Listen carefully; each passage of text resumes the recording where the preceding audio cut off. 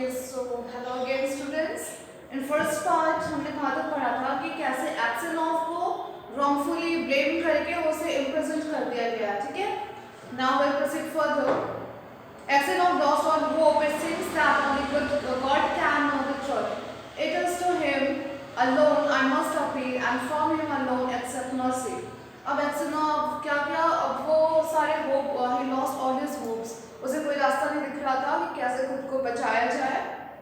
And it was like कि अब सिर्फ गॉड ही हेल्प कर सकते हैं, क्योंकि सिर्फ गॉड ही ट्रुथ जानते हैं. For 26 years, Aksenov lived as a convict in Siberia. His hair turned white as snow and his beard grew long, thin and grey. All his mirth went, he stooped, he walked slowly, spoke little and never laughed, but he often prayed. अब 26 years के लिए एक्सेनॉफ को कहाँ पर convict कर दिया गया? Siberia में. He was exiled. उन्हें रशिया से निकाल दिया गया, एक्साइल कर दिया गया, एंड वो साइबेरिया में convict lived as a convict. Convict मतलब दोषी. जैसे कि पहले हमने पढ़ा था कि वॉज वेरी हैंडसम, बहुत ही हैंडसम था, उनके ब्लॉन्ड हेयर थे. अब 26 years में क्या हो गया? His hair turned white. उनके हेयर स्नो की तरह वाइट हो गए. बियर्ड्स बहुत लॉन्ग हो गए, पतले हुए, ग्रे हो गए. All his mirth went. उनकी सारी हैप्पीनेस खो गई, उनकी सारी खुशी खत्म हो गई. His stoop walked slowly, बहुत ही कम बोलने लगे, कभी कभी हंसते थे एंड प्रे करते थे बस गॉड से. The prison authorities liked Aksenov for his meekness and his fellow prisoners respected him. They called him grandfather and the saint when they wanted to request the prison authorities about anything. They always made Aksenov their spokesperson, and when there were quarrels among the prisoners, they came to him to put things right and to judge the matter. Since Aksenov बहुत ही अच्छा person था, but वो wrongfully blame करके उसको imprison कर दिया गया, तो prison के अंदर सब उसकी बहुत respect करते थे. वहाँ पर जो और prisoner थे, उनके जो fellow prisoners थे, वो एक्सेनॉफ की बहुत रिस्पेक्ट करते थे. वो उनको ग्रैंडफादर बुलाते थे. कुछ भी झगड़ा होता था लोगों के बीच में या किसी कुछ भी कंफ्यूजन होती थी तो सब एक्सेनॉफ के पास आते थे सोल्यूशन के लिए, ठीक है. और एक्सेनॉफ उनका स्पोक्स पर्सन बन गया, मतलब जो उनके फेलो प्रिजनर्स थे उनका स्पोक्स पर्सन बन गया.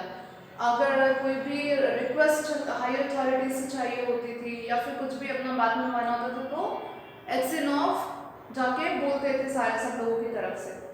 One day a fresh camp of convicts came to the prison. In the evening, the old prisoners collected around with the new ones and asked what they were sentenced for. एक नया gang भी आया prisoners का, ठीक है.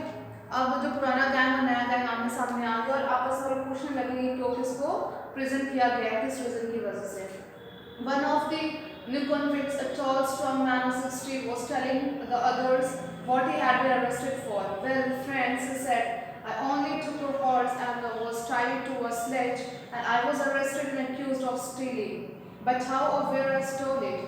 तो उसमें से जो नया प्रिजनर्स का कैंप था उसमें से एक 60 इयर्स का वो था, कन्विक्ट था, बहुत ही टॉल और स्ट्रॉन्ग मैन था वो 60 इयर्स का.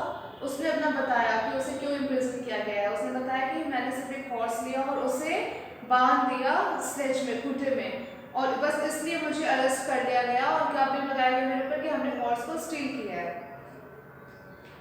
They could not say, I once really did something wrong and should have come here long ago, but that time I was not found out. Now I have been sent here for nothing at all. तो उसने बताया कि एक बार हमने बहुत बड़ा mistake किया था, गलती की थी.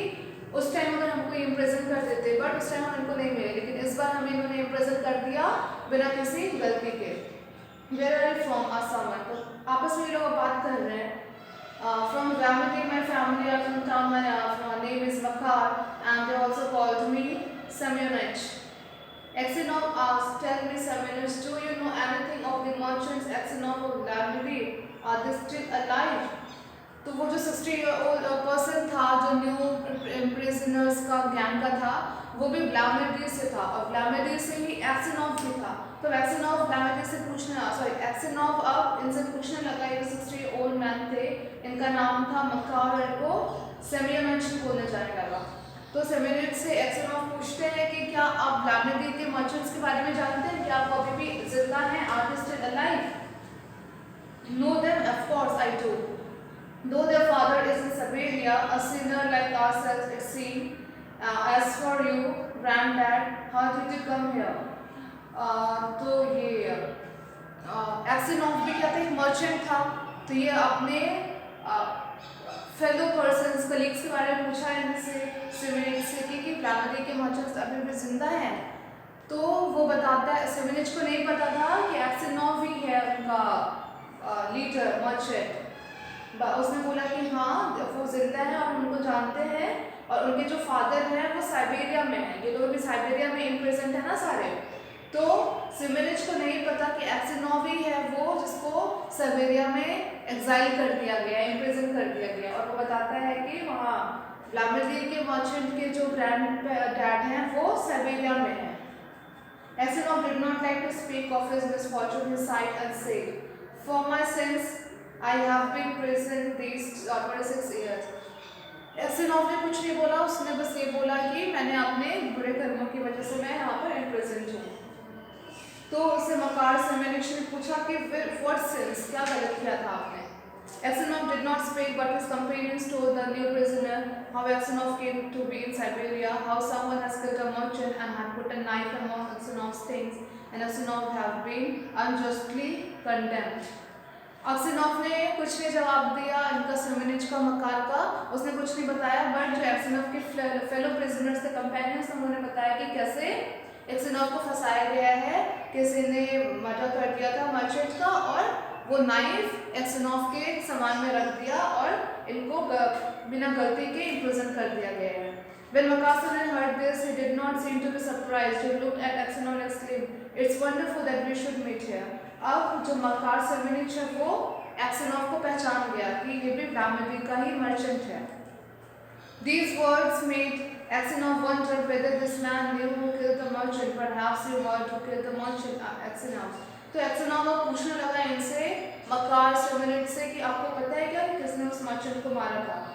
Makar Siviनिच replied, laughed and replied, "He is not a thief till he is caught.